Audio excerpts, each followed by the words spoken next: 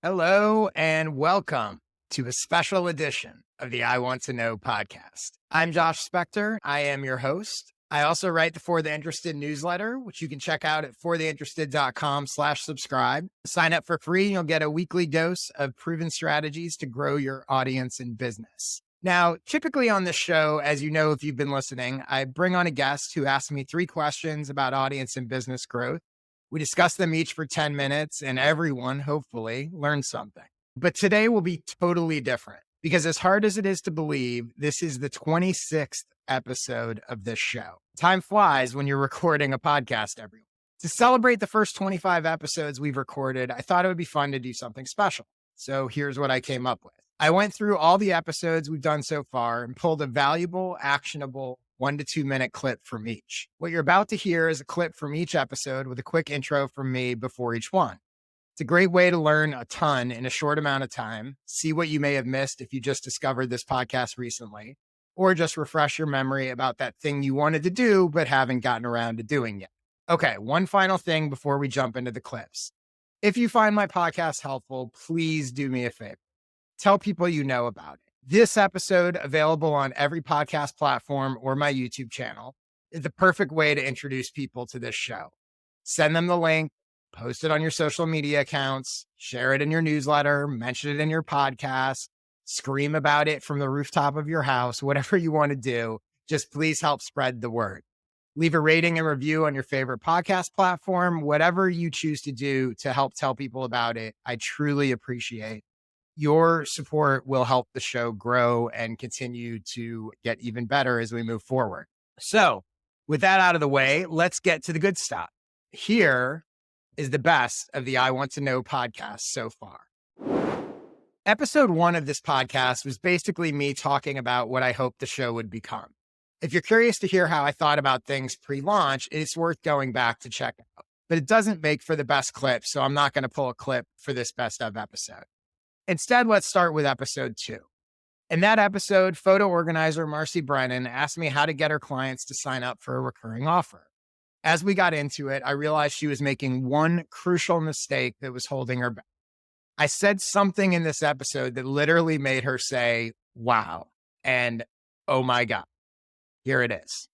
The first issue that I see is they're hiring you to fix a problem they have initially. You come in, you fix their problem. Yep. They're like, oh my God, this is amazing. My problem's gone. Now you're trying to sell them for a problem that they don't have. And in their mind, they think, I'm not going to go back to that, right? I'm going to be fine, right? It's almost like, this is a weird analogy, but like the person that loses weight or that gets in shape assumes they've turned the corner. They don't assume they're going to go back and put on more weight. Correct. Right? They just paid you thousands of dollars or whatever. My photos are organized. Great. Like they're not in the mindset of I'm going to have another problem. And they actively don't want to believe that because it's going to make them feel like I just paid for this and this, I'm just going to wind up back where I was. Right. So that's a hard sell timing wise. And it's almost undercutting the victory moment that you've just given them. Wow. So my advice would be is I would not be trying to sell that at the end of sort of the initial service. I would sell it before they hire you as an upgraded package when everything's a mess. Oh my God. Which also might help them buy initially, because I am sure there are people that are like, I'm going to pay her. She's going to organize everything. And I'm just going to go back to my usual ways. And this is going to be a mess. So why am I going to pay if I'm not going to maintain it? But for you to come in and say, here's how much it costs, and you're going to forever be organized because you can pay up front for as many yearly maintenance things as you want. And in that state, the person might go, I'll take 5 years of maintenance. And you could even give them a discount on the maintenance up front. So now they're buying, I'm going to be organized and would be organized for the next 5 years for a little bit more money. When you try to sell something, do you feel like you're asking someone to do something for you or offering to do something for them? In this clip from episode 3, I broke down the difference for Nick Heath. I really think it's the most important mindset shift you need to make if you want to sell to your audience. Here's what I had to say. The key phrase you said was something along the lines of like, I never ask for anything, right? Or I'm the guy that never asks for anything. You are not asking for something. You are offering something. Yeah. Okay. It's a good point. Totally different. And this is true of all selling, right? You are not asking them to do you a favor. This is one of the reasons I don't like, in general, donation models that you see like creators do. Please support me on Patreon. I like selling because a donation model, the please support me, suggests that what you are offering is not valuable to them. You're just asking them to do you a favor. Yeah.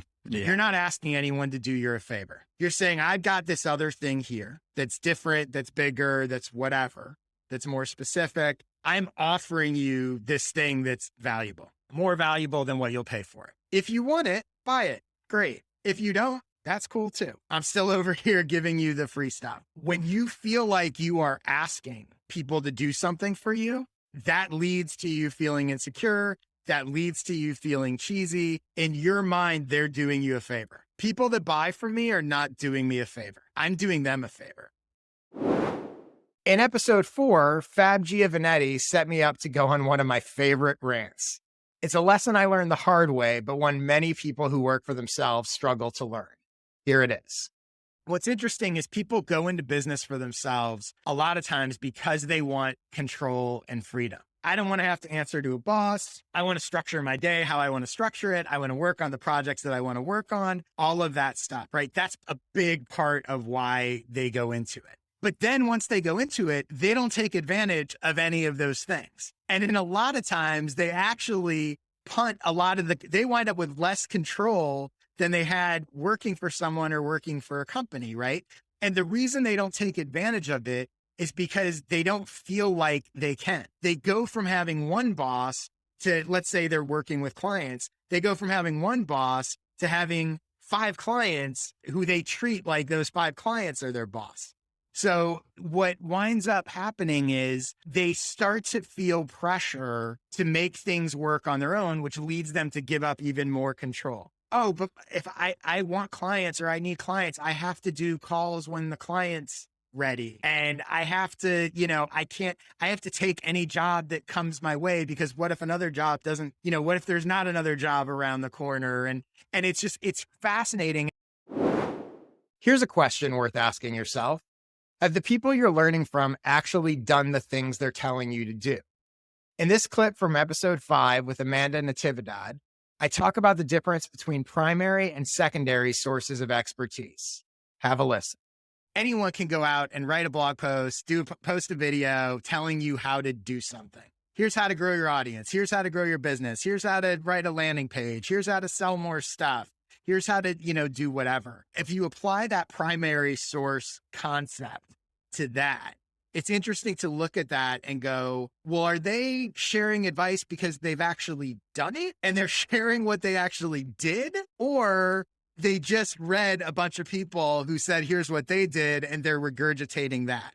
And it's an interesting thing to think about because you see so much of it in this sort of creator economy expert space. And I'm a big fan of curation. I think all of that is valuable, but it is interesting to consider when you're consuming advice from people.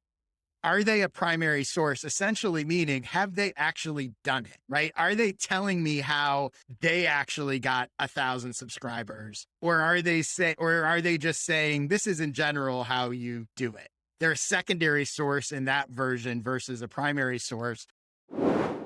Here's something you may not know. The single biggest driver of traffic to my podcast is my For the Interested newsletter. In episode 6, I told Dylan Schmidt how to use a newsletter to grow your podcast. And it starts with not just using your newsletter to promote your podcast. Here's what I mean. So here's how I think about using a newsletter to grow a podcast.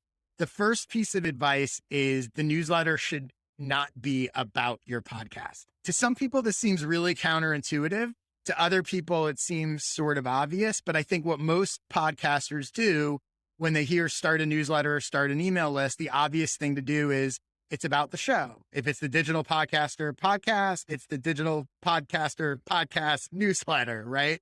And I think to me, one of the biggest values and the reason you're doing a newsletter to begin with is as a way to grow your audience and attract new people to your show. But if the newsletter is about the show, the only people who care about it are the people who already listen to and know and like your show. So what you want to do is instead, you want to create a newsletter and title the newsletter in a way that it's going to attract people who don't know your show exists, right? Now you have some nice overlap because digital podcaster is sort of, the name is the niche a little bit, but you'll see like a lot of times people are like, oh, it's the Steve and Bob show. And it's like, you don't want the Steve and Bob show newsletter because the only people that care about that are already listening to the Steve and Bob show, right? So in your case, I would recommend you want to start a newsletter that is essentially going to provide the same value to the same audience that your podcast does, but in a different format, in a different way. Speaking of newsletters, in episode 7, I told Larry Cornett one of the cold, hard truths about the newsletter game. It's not enough to just get people to subscribe to your newsletter. Here's what I mean. One of the things that I think people don't think about a lot when it comes to newsletters is they think that it's almost binary, right? That it's like, I want to get someone to subscribe or not. But I actually think that getting people to subscribe, what you're really trying to do is I want to be one of people's top 3 or 5, 10 at most, but even that is high, right? I want to be one of their favorite newsletters, not just one of the many that they subscribe to. I want to be one of the ones that they're afraid to miss, that they're going to open. So I would look at it from that standpoint, because it's not just that they subscribe to you. Ultimately, you're trying to be that important or that I don't want to miss Larry's stuff versus the other of worrying about people. Because I would argue that in most cases, not all, but in most cases, if someone's like, I don't need to subscribe, I follow Larry on social and I'll see it if I see it. I would argue that the actual issue is they're not connected enough to the newsletter, right? Or that they don't love it enough. They just sort of like it. Episode 8 featured my first conversation about how to write effective ads, especially on Facebook and Instagram. In this clip, I tell baby sleep consultant Susie Menkes how to write copy in her ads that will be more likely to get her clients. Have a listen. The best thing, or the most powerful thing about Facebook ads and Instagram ads for that matter, is the ability to hyper target and the ability to match your image and copy to that hyper targeting. It takes a little more time to set up, but you can also sort of experiment with it. But this is, again, I think a thing a lot of people don't do. So if you were to test 2 ads, let's say you were going for local clients in LA, and this is a little different than what you're doing, but just hypothetically, right? One ad was, forget what the copy is for a second, but like, hey, LA moms, need some help getting your baby to sleep, check out my service, right? Check out my course, book me, whatever. And the photo was a sort of generic stock photo of baby and mom sleeping or whatever. That's one ad. You're targeting moms in Los Angeles. The other ad is targeting moms in Beverly Hills. And it's a mom on Rodeo Drive in front of the Beverly Hills sign, something iconic Beverly Hills, something in this person's neighborhood. And you're only targeting Beverly Hills. That is going to way outperform the LA general ad. Interesting. So one of the tricks is matching copy and image to exactly who you're talking. I don't talk a lot about the comedy business in my podcast, but I've applied a lot of what I learned working in that industry to what I do now. For example, check out this clip from episode 9, where I tell Jonathan Santiago how what I learned about launching a stand-up comedy show influenced how I launched my newsletter ads business and sold out my ads every week. Check it out. If you're launching, let's say, a new stand-up comedy show, and you think that you can sell 70 tickets on a regular basis or whatever, and your options are a theater that holds 100 or a theater that holds 50. Most people would go, the instinct would be, I'm going to go theater that holds 100 because I can sell 70. So I want to make as much money as I can. I want to be able to sell 70. I don't want to take a 50 theater that's a little too small and then only sell 50. But the truth is you want the 50, because what you're doing when you're launching a new show or launching something like that is you want it to seem like a hot property. You want the buzz around it. So having 20 people a week who can't get tickets, all of a sudden everyone's like, have you seen that new show? That's like a hot new thing. And that builds it. It creates a perception of a sort of hot product, even though you only sold 50 tickets instead of 70 in the bigger place. If you sell 70, everyone's like, oh, you can always get tickets to that show. There's 30 empty seats. No one's talking about, oh, did you see that new hot show? Even though you sold more tickets than the smaller venue. Episode 10 has been one of my most popular episodes, and I'm not surprised. In a special Flip the Script episode, Justin Welsh came on as my guest, and I got him to share the content system that powers his empire. Here's a quick excerpt of what he had to say. And so what I started to do was create a system where each newsletter can be pushed through 6 to 10 different lenses. And those lenses are things like a story, an observation, a contrarian take, a listicle, the past versus the present versus the future, an analysis, a teardown. Like, there are so many different ways that you can take what you've just written, this long form piece of content, push it through different lenses, and learn how to say the same thing 1,000 different ways. And when you can say the same thing 1,000 different ways, you can create a bunch of different content.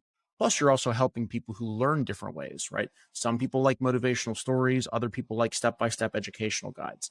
So by pushing the newsletter topic through that lens, out the end or out the bottom comes a bunch of different unique content.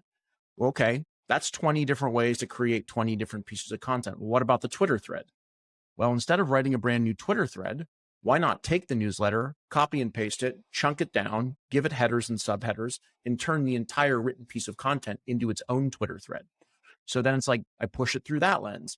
Carousel, chop it up, download it into a bunch of PDFs, put it on LinkedIn, let people go through the Twitter thread as a carousel. It's the same thing as the Twitter thread, just chopped up into a different format and distributed onto a different platform. So that's like how I create all these different pieces of content off of one idea. Comedian Zarda Garg is hilarious, and she's going to be a huge star. But that's not why you should listen to episode 11 in which she appears. Listen to it because I gave her a bunch of advice about how to improve her connection to her audience and monetize it, including this bit about how to approach brands who may want to pay to reach your audience. So, for example, you have about, I think, like 500,000 followers on TikTok. You have videos regular, and obviously some videos do better than others, and et cetera. And you can't guarantee stuff necessarily, but you regularly have videos that break 100,000 views, right? So if I'm a brand or a business or somebody who's coming to you, the question is, what would that brand or business have to spend to reach that audience on their own? And the truth is, they would have to do a bunch of things, right? They'd have to create a video. They'd have to pay to promote it to reach that audience. And they're just doing it cold. They don't even have, you have an audience that trusts you. There's a value to that endorsement. So when someone comes to you and says, hey, that seems like a lot of money, as opposed to saying, yeah, but it takes me a lot of time to do this stuff and this is hard, which they don't really care about, you instead want to talk about it from their point. You go, I understand it seems like a lot of money, but you're going to reach X amount of people. Like, if you didn't hire me and you wanted to accomplish this result, here's what you would have to do. And it would be very expensive. And you don't even know necessarily if, how it would work or if it would work or whatever. You want to make the case that hiring you is actually a very cost-effective way to get what they want. In episode 12, I talked to Mark Modesti about how to grow a successful business as a creative entrepreneur. In this clip, I explained to him a way to get additional clients when you don't have a large audience yourself. Find someone who has some expertise and maybe has what I call business overflow. So they have more potential clients coming in than they can handle. And or they charge $10,000 and they have a lot of people that only have a $2,000 budget. And right now they're just basically turning those people down. I could go to that person and say, okay, you have whatever method you have. What if you can sort of teach me, show me how to do your method? And I'll take all those people that can only afford $2,000 and I'll give you $1,000. You don't have to do any work. Just filter me your extra clients and leads. You'll get extra money. And for me, as opposed to me having to go find new clients, I'm able to sort of just tap into someone who's already done a lot of the marketing work. I had a client who's a career transition coach, and she was telling me that right now, the majority of her clients are coming from her own coach who charges more and can only work with so many people. And so she sort of trained her and said, I'll give you all the overflow. And she's built a whole business just on doing that. If you're watching the video version of this podcast, you'll hopefully notice that the quality of my video has gotten progressively better throughout these clips. Not much better, but at least a little better. That's because of episode 13, where home studio expert Kevin Shen came on and told me everything I needed to know to look better on camera. I've only implemented a fraction of his advice so far, but that's on me. What he shared is brilliant. Here's a clip of him talking about how to be strategic about the way you present yourself on video. And then with video online, like, sure, content is super important, but in order to grow anything, we have to get the attention of a stranger who's never met us before. And the only way they can really figure out, like, who is this person in that split second as they're scrolling through things is to rely on these kind of signals. And so thinking through, what signals do you want to send, right? Yeah. So for instance, if you wear a suit in your videos, it's maybe you want to appear older, you want to appear more, I don't want to say closed off, but more professional. Right? Mm-hmm. If you wear something that's more like a t-shirt, like you have, I felt super comfortable here, talking with you, because you're setting the tone, you're signaling, right? This is like a friend dynamic. And so really it comes to kind of like that self-awareness of what you want to signal. And then from there, we can build out for you, like, what that looks like. If you have any interest in newsletters, then you should definitely check out episode 14, where I talked all things newsletter with Dylan Reddick. In this clip, I explain why I think everyone should have a newsletter, and why I think most people misunderstand what a newsletter actually is or can be. I think it's important to also say here that a newsletter doesn't have to be what you think it is or what a lot of people think it is. And I think that's where a lot of times when I say, oh, everyone should have a newsletter, they go, why do I need a newsletter? I just make videos, or I just do this, or I sell widgets, or, whatever. And I think it's understanding my definition in some ways of what a newsletter is different than a lot of people's, especially people that are hesitant to start them, different than their assumptions. A newsletter does not have to be long. As you know, I have a daily newsletter that is literally, I think the one I sent a couple of days ago was 2 words. When you start thinking about what I really mean is you want a consistent email that you're able to deliver value to people. And when I say everyone should start a newsletter, it doesn't mean everyone should write this long form essay thing. Right? What I mean is everyone should be thinking about, how do I use email to deliver whatever value it is that I have to deliver to people. So in that context, I think it's very different. That's part of why I don't think there's really an excuse not to do it. In episode 15, Roger Nairn asked me about how to avoid burnout. And it's an important subject that I probably don't talk about enough. For that matter, none of us do. In this clip, I share one of the best policies I've created for myself in recent years and how it's helped me avoid taking on too much stuff. Check it out. But a good policy that when I start something new, I stop something old. And this actually applies not only to sort of big projects, but it can also apply to things as small as meetings. So every time you agree to a recurring meeting, one other recurring meeting should go away. As opposed to, we always say yes and add stuff, and then you have too much stuff. So the other thing that this does, especially when you talk about projects, is it forces you to really consider, okay, let's say I want to start this newsletter or whatever. Well, if I have to stop something that's taking up relatively equal time, do I want to start it bad enough that I'm willing to get rid of this other thing? So for me, as the kind of person who would start lots of stuff all the time, it also creates a check. And this goes directly, this start something new, stop something old, directly fits in with, you can say yes to anything, but not yes to everything. So now I'm making choices on each project, which helps prevent burnout and taking too much, but also makes you way more deliberate in where you choose to invest your time. Episode 16 was another Flip the Script episode. But this time I was lucky enough to have creativity guru and founder of the legendary Uncabaret comedy show, Beth Lapides, come on and share her wisdom about the creative process. In this excerpt, she reveals the most influential thing she learned from Michael Patrick King, the creator of Sex and the City. Here it is. Michael Patrick King, the writer, director, creator of Sex and the City and The Comeback, etc. He once just said to me years ago, follow the green lights. It's so simple. And I use it over and over and over again. And what does that is That can mean a green light, sure, from a network, but it can also mean the green light of your own curiosity. I love mystery and magic and all that stuff and synchronicities. And you're starting to work on something, and then you see the word everywhere you go. People discount that kind of stuff. You're an artist or creator, at least, even if you're a creative business person, you're in the world of creativity, and you want to remember that I hope this isn't too woo woo, but you're co-creating this with the force of creativity. You are a part of the creative web of the whole world. So if you start to see where the green lights are coming in and really look for the green lights rather than look for the stop signs. In episode 17, I tackled how to grow a podcast from a number of different angles with Chris Colbert. In this clip, I gave him some suggestions about how to write ads that will get people to actually check out your podcast. Here's what I had to say. I think it's really important to aim for clarity, not cleverness. So when people are seeing your ads, and especially you only have 120 characters or so, they need to really understand what it is that you're talking about, what the value is for them, and what you actually want them to do in a very concise way. And I think a lot of times people fall in the habit of, oh, this is really creative and this is really clever, but you have a context for what you're promoting that those people don't have. So that's not really going to work. You have to assume they have no idea what you're talking about or what you're doing.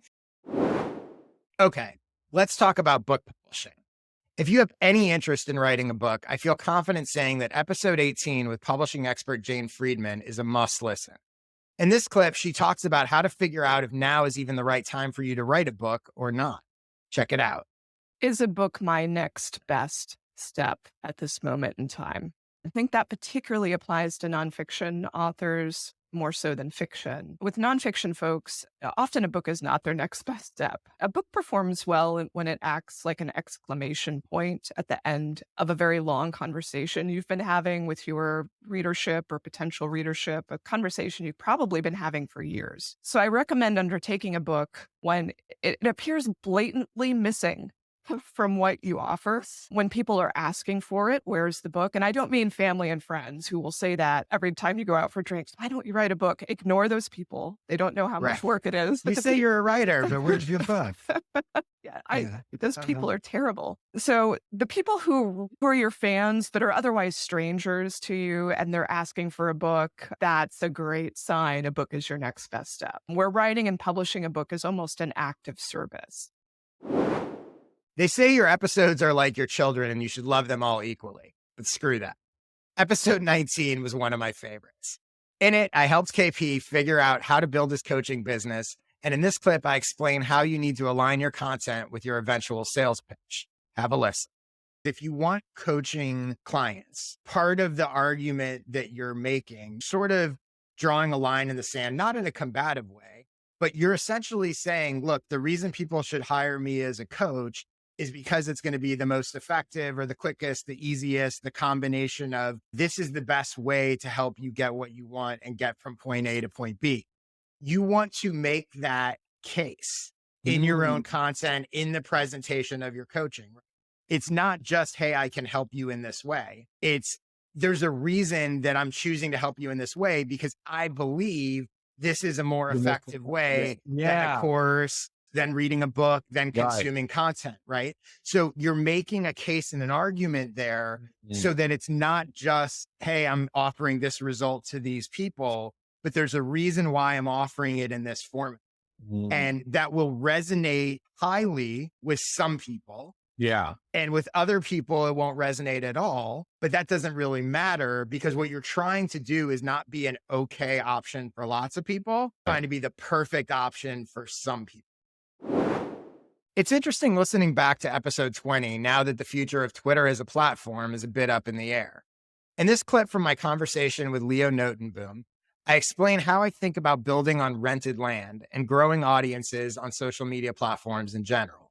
Here's what I had to say.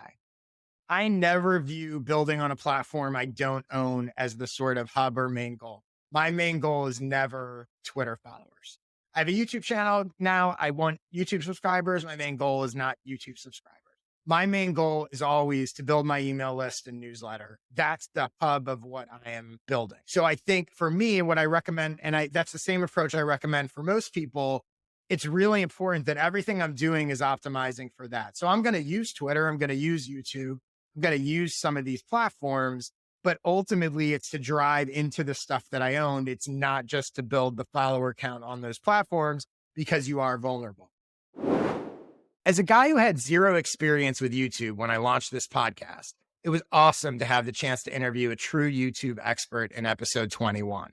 Roberto Blake dropped a ton of specific knowledge and tactics about how to approach YouTube that blew my mind and the minds of everyone I know who has watched or listened to it. It's been one of my most popular episodes. For a taste of our conversation, here's a clip where Roberto talks about how to get started on YouTube. Commit to making 100 videos and getting better at this, because at the end of a 100 video cycle, you'll know who you are, you'll know what you're about, you'll know if you even like this. You could say you gave it the old college try and that you have a body of work. And there's not a downside, because the skill you get making 100 videos in a 1 to 2 year period, the skill level that you get and that what you come out from that and the ability to have done something and what you learn about writing, scripting, performing, data, analytics, video, it's still useful and applicable to other areas of life. So it's not like it was a waste of time, truly, if you really think about it. In episode 22, comedians Matt Ritter and Aaron Caro came on to pick my brain about how to grow their newly launched Man of the Year podcast. In this clip, I explain why I don't even view podcast episodes solely as podcasts and how to get the most value out of the time you put into recording them. Check it out. My podcast very specifically is 3 questions. It's super easy to chop up. So for example, the podcast that we're recording right now, we're going to sit and we're going to talk for 45 minutes or whatever this is going to be. That full 45 minutes will be available in audio on Spotify and Apple and all that. The full thing will be available on YouTube.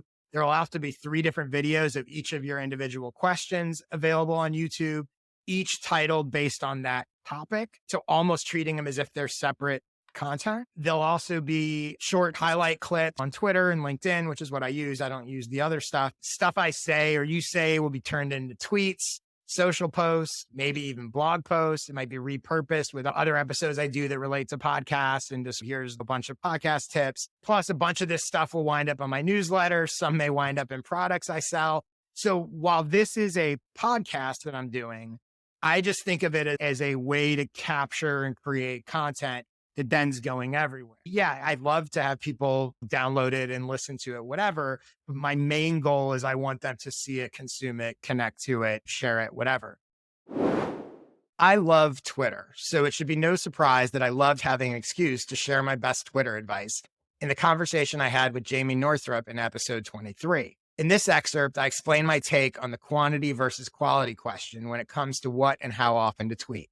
Here's what I had to say. Quantity, because you need a volume of tweets, because that's how you learn what works. It's how you get better. And it's how you ultimately reach more of your audience. You need quality tweets because every tweet you post is an audition. Every time you post a tweet, someone could go, I don't want to follow this guy anymore. If you post garbage that people don't engage with, they're less likely to see your future tweets. So every quote unquote bad tweet, and by bad, I mean something that people just ignore, lessens the likelihood that they're going to see your next tweet. Every tweet is an audition, right? So the truth is you need both quantity and quality.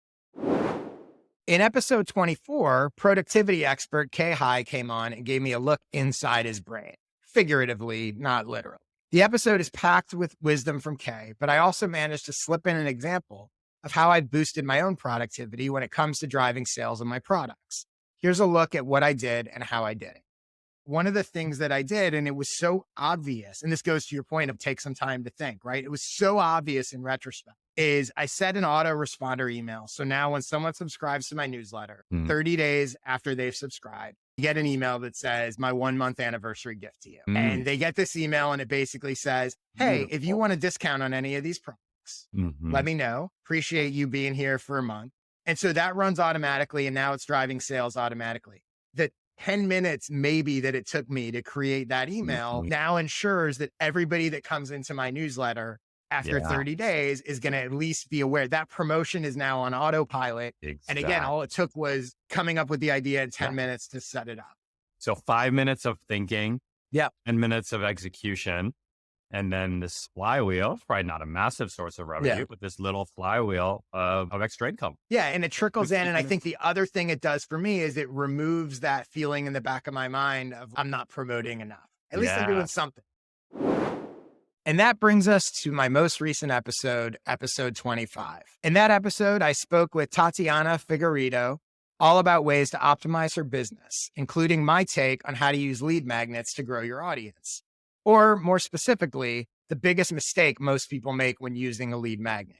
Here's what I had to say about it. I think a big mistake people make is their attempt to make their lead magnet seem really valuable becomes really bloated. No one wants a 100-page book. No one wants a 3-hour video, right? They're like, well, look how valuable it is. And I'm giving it to you just for an email address. No.